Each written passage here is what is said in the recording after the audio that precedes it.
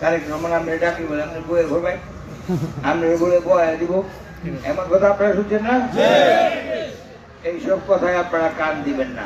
আমি একবার কেন্দ্রে ফোন করে বলছি আমার তাড়াতাড়ি পরিষ্কার করে দেন, পরিষ্কারটা করলে আমি সুন্দর মতো নামতে পারি।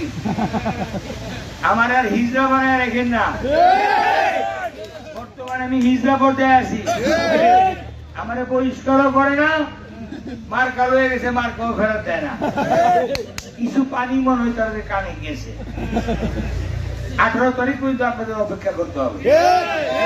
আমার কথা দিলে ভালো, না দিলে আরো বেশি ভালো। এইভাবেই থাকে। 18 তারিখ পর্যন্ত সত্য সম্মানের সাথে কেন্দ্রীয় কমিটি দৃষ্টি আকর্ষণ করতেছি, নিশ্চয়ই আমি ইনসাফ পাবো।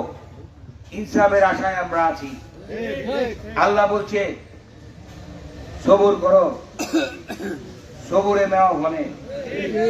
আমাদের সবুরও মেওয়া ফলতে পারে নাকি?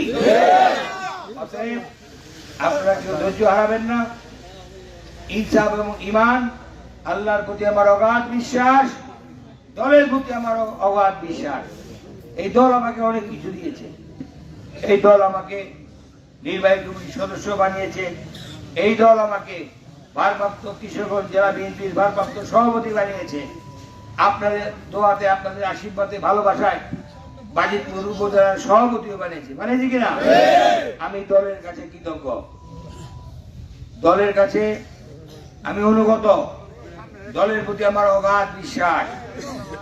দল কখনো আমাকে বঞ্চিত করতে পারে না। কি কারণে, কিসের কারণে আমাকে মনোনয়ন দিয়ে আমাকে মনোনয়ন বঞ্চিত করলো তাও আমি আজকে জানি না। পরীক্ষিত সৈনিক বাদ দিয়ে রাতের আধারে যারা অন্য দলের, ভিন্ন দলের লোককে, বাপের দলকে বিসর্জন দিয়ে বিএনপিকে যোগদান করিয়ে সকালবেলা মনোনয়ন দেওয়ার মানে আমি বুঝি না। তার মানে কি নিকলিবাড়ি তুলে আর কোন যোগ্য ব্যক্তি নাই?